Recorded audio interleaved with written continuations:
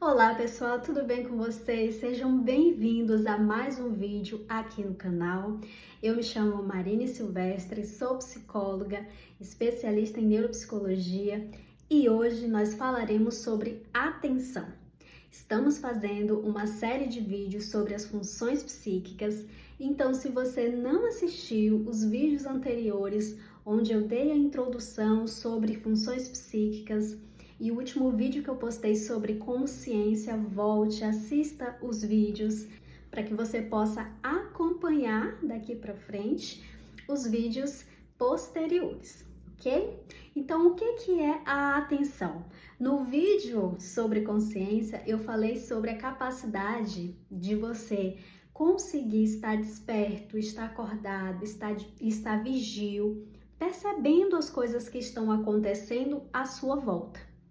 E a atenção, ela vai andar junto com a consciência, porque ao mesmo tempo que você percebe as coisas que estão acontecendo à sua volta, a atenção, ela vai te permitir organizar essas informações, esses estímulos, além de organizar, de filtrar algumas informações, você vai selecionar essas informações. E aquilo que for relevante e importante para você, você vai guardar. Aquilo que não for tão relevante, você pode descartar, ok? Então, para dar início ao nosso vídeo de hoje, nós falaremos sobre alguns tipos de atenção, alguns conceitos relacionados à atenção. Nós temos alguns conceitos na literatura, eu vou trazer alguns para vocês tomarem conhecimento, mas sempre lembrando que esse conhecimento ele precisa também ser aprofundado. Leia os livros, inclusive esse que eu estou indicando em todos os vídeos, tá? E não esqueça de também se inscrever aqui no canal para você acompanhar esse conteúdo, ok? A gente tem ali alguns conceitos, né, que inclusive está nesse livro de Paulo Dalgalarrondo, onde nós percebemos conceitos diversos sobre a atenção. Um deles é o conceito de atenção voluntária e atenção espontânea. O que seria a atenção voluntária? É aquela atenção que é mais intencional. Quando você decide focar a atenção em alguma coisa. Como, por exemplo, essa aula. Você decidiu focar, parar para assistir essa aula? Então, foi um tipo de atenção voluntária. Você decidiu estar aqui, parar um pouquinho o que você estava fazendo para focalizar a sua atenção nesta aula. A atenção espontânea, ela já acontece de forma mais incidental. Então, você está, de repente, andando na rua, você não está pensando em focar a sua atenção em nada, mas, de repente, acontece algo ali na rua, um acidente, ou você passa e vê um artista de rua e você para apreciar o trabalho dessa pessoa, porque aquilo te despertou a atenção. Ou você vê uma roupa na vitrine, ou você vê uma promoção que te chama a atenção, então isso seria a atenção espontânea, ok? Porque foi de forma incidental, você não estava esperando e nem decidiu parar para prestar atenção naquilo. E no dia a dia nós vamos ter essa capacidade de tanto escolher, focar a nossa atenção em algumas situações, em alguns objetos e em algumas pessoas, como também sermos direcionados pelos estímulos que nós recebemos no dia a dia a focar a nossa atenção em outras coisas que despertam essa atenção. E aí, para cada pessoa, vai ser diferente. Por exemplo, o que desperta a sua atenção?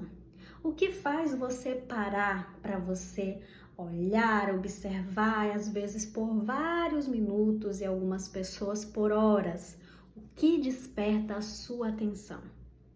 E dentro desses dois conceitos de atenção voluntária e atenção espontânea, o que você tem utilizado mais? Está equilibrado? Ou você tem utilizado mais a atenção espontânea e pouco a atenção voluntária, aquela que você decide fazer, decide focar e fica até o final? Além do conceito de atenção voluntária e espontânea, nós também temos o conceito de atenção interna e atenção externa. Vou começar falando da atenção externa. A atenção externa é essa capacidade de você perceber os estímulos que estão chegando para você. Então, de repente, você está ali na rua e aí começa a chover. Você vai perceber aquele estímulo, que é a chuva, e você vai usar ali um órgão sensorial, tá? Você vai usar um órgão sensorial para você tanto visualizar que a chuva está caindo, para você sentir a chuva te molhando e, dependendo ali de onde você está, você pode até sentir um cheirinho de terra molhada. Tá? E aí você vai utilizar o olfato também para entrar em contato com aquele estímulo. Aquele único estímulo pode ter despertado essas 3 formas de captar esse estímulo, tá? Visualmente, através do tato, de sentir a chuva molhando você, e o olfato. Ok? Isso seria a atenção externa. Você vai acionar um órgão sensorial para perceber o que está acontecendo ali naquele ambiente, que está vindo de fora, ok? Que é externo a você. Já a atenção interna é a capacidade de você, por exemplo, ter uma atenção maior para aquilo que você está percebendo, sentindo sobre aquilo que você está recebendo ali do ambiente. Então, nesse mesmo exemplo da chuva, você pode, além de sentir a chuva, de perceber, de ver, de sentir o cheiro, esse mesmo cheiro, essa mesma sensação da chuva caindo sobre o seu corpo, pode te despertar uma lembrança boa, gostosa da sua infância, onde você brincou na chuva, onde você sentiu o cheiro de terra molhada. Então, essa atenção, para além da atenção externa, você também vai parar para ter uma atenção interna. É a capacidade de você perceber de forma subjetiva aquilo que está acontecendo. E aí, mais uma vez eu te pergunto, você tem se permitido usar esse tipo de atenção mais subjetiva, mais interna, de parar, de prestar atenção nas coisas que você está vivenciando, nas coisas que você está fazendo, ou você está simplesmente percebendo de forma externa, fisiologicamente as coisas que estão acontecendo, mas não tem se permitido focar a sua atenção interna para aquilo que está acontecendo. Por exemplo, quando você come uma comida gostosa, o Mindfulness, que é uma técnica bastante utilizada ali principalmente nos quadros de ansiedade, a gente ensina isso, do paciente conseguir vivenciar aquele momento, focar naquilo que ele está fazendo, perceber os detalhes, perceber o que está acontecendo naquele momento. Então, é essa atenção plena, né? A atenção plena, o Mindfulness é isso, é a atenção plena naquilo que você está fazendo. É você desligar realmente do resto que está acontecendo e focar naquele momento, focar naquele banho, focar naquela comida gostosa que você está comendo, focar naquele exercício que você está fazendo. Então, nós temos essa capacidade. A gente vai perdendo conforme a correria, conforme o estresse, a sobrecarga de trabalho, mas nós temos a capacidade, sim, tanto de ter essa atenção externa, mas também focar na atenção interna, nesses processos mais subjetivos, nessa consciência mais subjetiva do que está acontecendo. Além desses conceitos de atenção, nós vamos também ter outros conceitos que Paulo Dalgalarmundo traz ali em seu livro. Eu vou trazer aqui de forma breve alguns desses tipos de atenção, tá? Desses conceitos de atenção. Atenção concentrada, atenção dividida, atenção alternada, a atenção sustentada, tá? São alguns tipos de atenção que Paulo Dalgal Landa ele vai discutir aqui em seu livro, ok? E aí, para fazer uma breve explicação para vocês, para não ficar muito longo o vídeo, tá? Eu vou dar alguns exemplos de cada um desses tipos de atenção. A atenção concentrada é a sua capacidade de focar num determinado estímulo. Como eu já dei o exemplo dessa aula, você está aqui, você está focado nessa aula. De repente, você está num ambiente mais tranquilo, você pode também estar num ambiente mais barulhento, mas você está aqui, focado aqui comigo nessa aula, ok? Isso é um tipo de atenção concentrada. A atenção seletiva, então, é a capacidade de você focar em um determinado estímulo, mesmo tendo vários outros estímulos ali presentes, ok? Digamos que você vai assistir essa aula em um local mais aberto, né? Um parque ou, enfim, um shopping, num local onde tem várias pessoas. Então, você vai precisar da sua atenção seletiva para conseguir manter a atenção aqui, ok? Pode passar criança correndo, gritando, a mãe chamando, dependendo do lugar, pessoas comprando, pessoas atendendo, mas você está conseguindo selecionar o estímulo que você quer, ok? Não que você ignorou o que está acontecendo, que você não percebeu. Você percebeu, você está atento, você está consciente do que está acontecendo, mas você selecionou a sua atenção para aquele determinado estímulo. Da mesma forma, quando você olha, por exemplo, para um painel com alguma informação, e aí você vê, às vezes, um erro de português. Tem várias coisas ali escritas, várias palavras, várias letras, mas você consegue selecionar um errinho ali. Você consegue perceber que existe um erro, às vezes, de português, um erro de gramática, enfim, tem um erro ali. Você selecionou aquele determinado estímulo. Ou às vezes você vê um vídeo e você foca numa coisa ali que te despertou a atenção, que foi interessante. Você também usou a atenção seletiva para selecionar aquele estímulo específico. A atenção dividida seria a sua capacidade de fazer mais de uma tarefa ao mesmo tempo, ok? Algumas pessoas vão ter essa capacidade um pouco mais aumentada e outras um pouco mais diminuída. Por exemplo, quando você está dirigindo e consegue ouvir uma música e focar também na letra daquela música, cantar junto enquanto você dirige, são formas de você trabalhar a sua atenção dividida. Você faz mais de uma tarefa ao mesmo tempo, tá? Ou algumas pessoas, por exemplo, enquanto elas estão ali escovando os dentes, elas podem também estar assistindo uma aula, assistindo um podcast, né? Ouvindo um podcast ou assistindo um filme, mas ela está fazendo duas coisas ao mesmo tempo, ok? E aí, para algumas pessoas vai ser mais fácil reter a informação daquilo que ela está assistindo mesmo, escovando os dentes, e manter a atenção também no escovar, no que ela está fazendo ali, tá?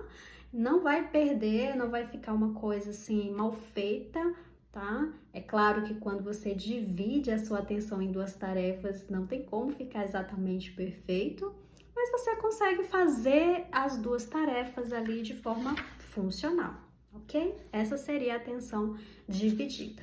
E a atenção alternada é a sua capacidade também de fazer mais de uma tarefa, de alternar a sua atenção, mas ela não é paralela. Normalmente, vou te dar um exemplo, você está fazendo o seu almoço, e aí você está numa tarefa, você está numa atividade, e aí o entregador bate na sua porta para, sei lá, entregar alguma encomenda, alguma coisa que você pediu pela internet. Você vai pausar o que você estava fazendo, de repente você estava ali na parte de cortar os temperos para o seu almoço, você vai pausar essa tarefa, você vai até a porta, você vai atender, você vai receber o seu produto, você vai voltar e você vai conseguir retomar a atividade que você estava fazendo, ok? Então, essa capacidade de você alternar a sua atenção, de sair de uma tarefa, resolver uma outra tarefa, tá? Solucionar um outro problema, fechar e solucionar aquele problema e retomar a tarefa que você estava executando, ok? Também algumas pessoas vão ter uma dificuldade em alternar essa atenção. Já ouviram alguém falar perguntar o que eu estava fazendo mesmo, aonde eu estava, tentar lembrar do que realmente estava fazendo, porque interrompeu a atividade. Precisou fazer uma outra tarefa e quando voltou, não conseguiu mais lembrar ou voltar a realizar a tarefa de onde ela parou. E a atenção sustentada tem a ver com o prolongamento dessa atenção. Quanto tempo você consegue sustentar a sua atenção, tá? Então, um exemplo bem clássico é aquela aula que você tem, né? Geralmente todos os dias, quem ainda está na faculdade, de ter ali duas aulas seguidas, 3 aulas seguidas, tá? Dependendo da sua carga horária, mas essa capacidade de você focar a sua atenção até o final da aula, tá? Então, essa é a atenção sustentada. A depender do tamanho que vai ficar esse vídeo, você vai ter praticado a sua atenção sustentada se você chegar até o final. Comenta aqui para mim se você chegou até aqui, tá? Se a sua atenção sustentada, tá ok? Se você manteve essa atenção até esse ponto aqui do vídeo. Não esquece de comentar aqui para mim, ok? Vamos agora falar um pouquinho sobre essas alterações, né? Já falamos diversos conceitos aí de atenção, agora vamos para a parte de alterações nessa atenção. Eu vou trazer para vocês alguns tipos aqui de alteração dessa atenção e citar alguns transtornos que estão relacionados à alteração dessa atenção. E aí, falando sobre essas alterações, nós vamos ter a hipoprosexia, que é o rebaixamento, tá? Hipo de rebaixamento dessa atenção. Ali vai o ser humano, né? O paciente, ele vai ter uma dificuldade muito grande nessa atenção.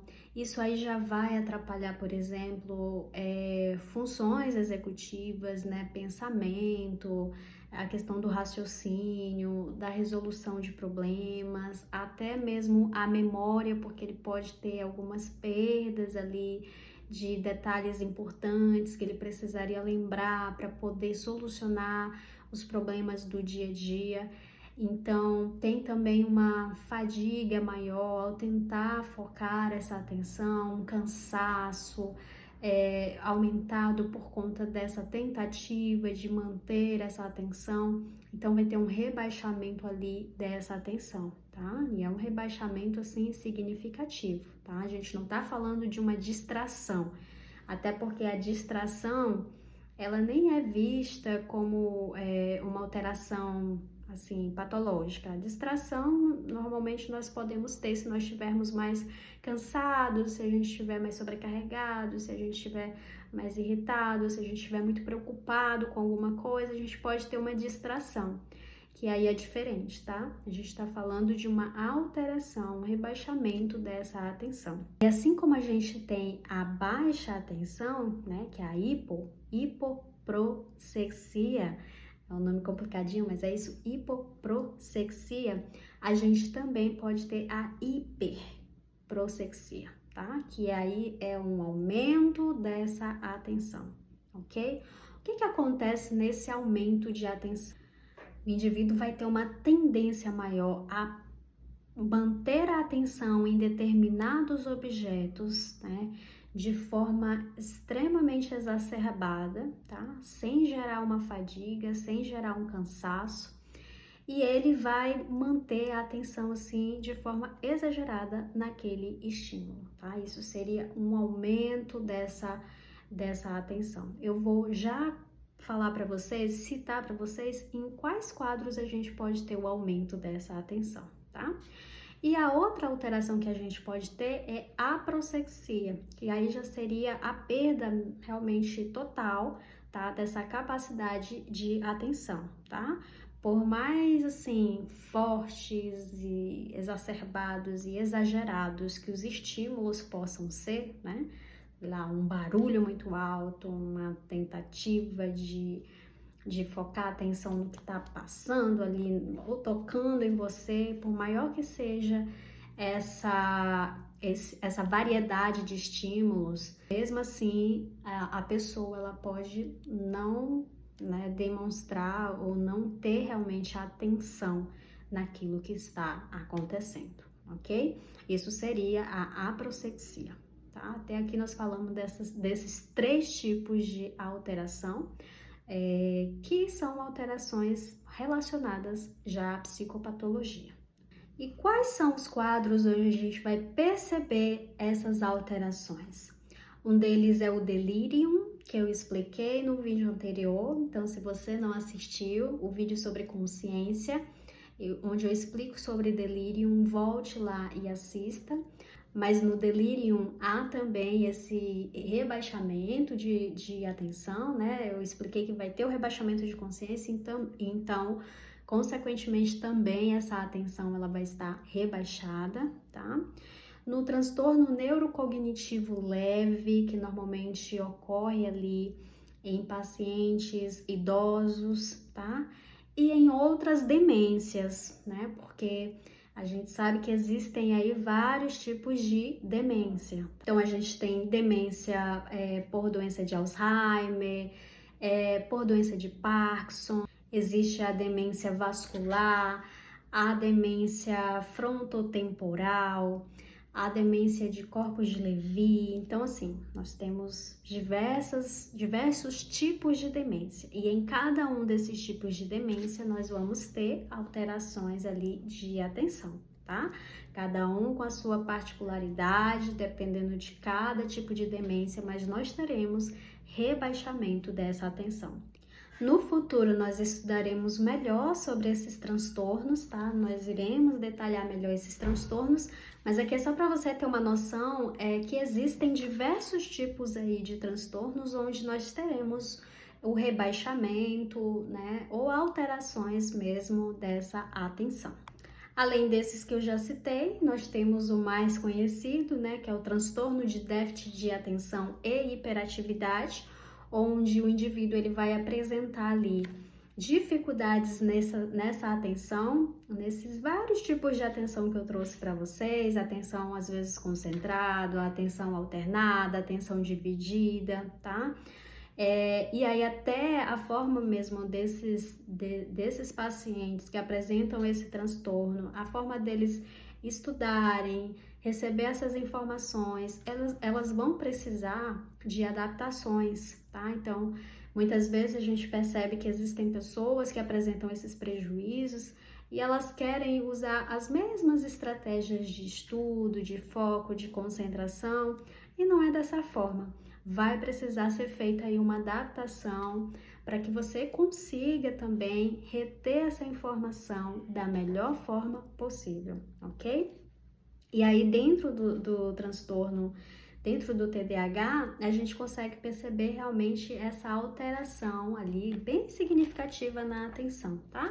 Além da atenção também, a gente sabe que existe aí uma dificuldade no controle dos impulsos, tá? E a pessoa com TDAH, ela vai apresentar prejuízos ali funcionais, tá? Porque é um transtorno. Se é um transtorno, precisa ver esse prejuízo significativo. Então, ela vai apresentar prejuízos ali funcionais no dia a dia, tá? Porque a gente sabe que também existe um prejuízo nas funções executivas, ok?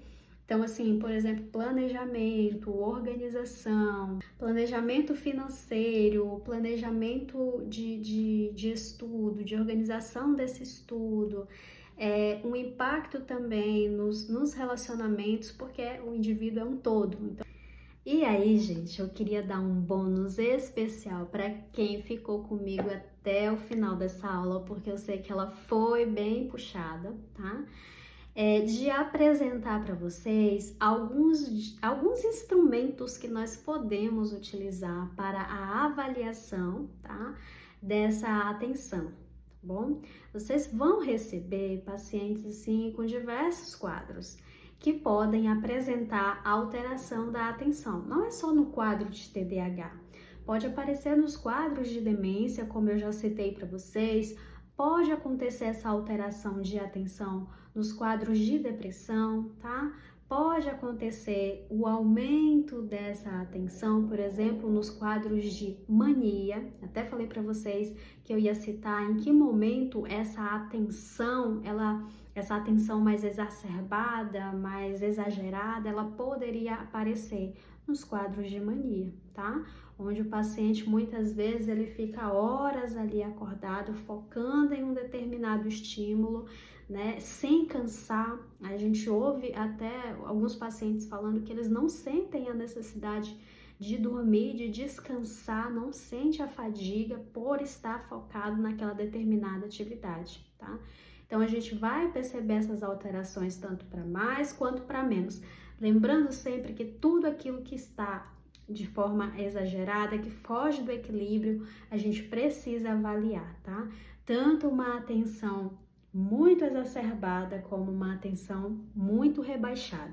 O ideal é que o paciente esteja ali em equilíbrio, esteja sendo funcional e que aquilo não esteja atrapalhando a vida dele, ok? E no caso até de uma atenção muito exacerbada, onde o paciente ele não consegue sair daquilo, fugir daquela tarefa, não consegue dormir, não consegue descansar, aquilo vai gerar um prejuízo para a vida dele, ok? Então, um bônus aí para você que ficou comigo até aqui, de te mostrar alguns instrumentos que a gente pode estar utilizando, né? Eu não posso dar, assim, detalhes dos instrumentos, porque são instrumentos de uso exclusivo, né, do psicólogo, mas a gente tem o BPA, que é uma bateria psicológica de avaliação de atenção. Nesse instrumento aqui, a gente pode avaliar a atenção concentrada, que eu falei para vocês no início, a atenção dividida e a atenção alternada.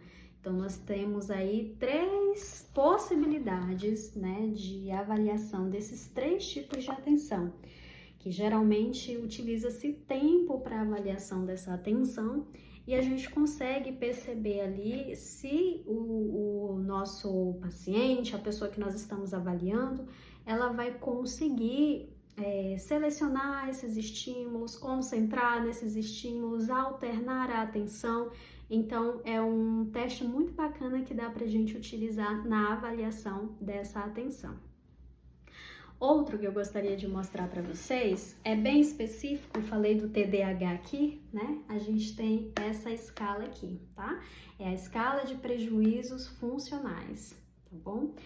Lembra que eu falei que a pessoa com TDAH, ela vai sofrer prejuízos ali funcionais no dia a dia dela, de planejamento, de organização, né? Organização financeira, planejamento financeiro, organização das tarefas do dia a dia, organização dos estudos. Então, a gente vai perceber esses prejuízos no dia a dia desta pessoa. E essa escala aqui, tá? Não sei se tá dando para vocês verem, acho que sim, né? Essa escala aqui de prejuízos funcionais, ela é maravilhosa.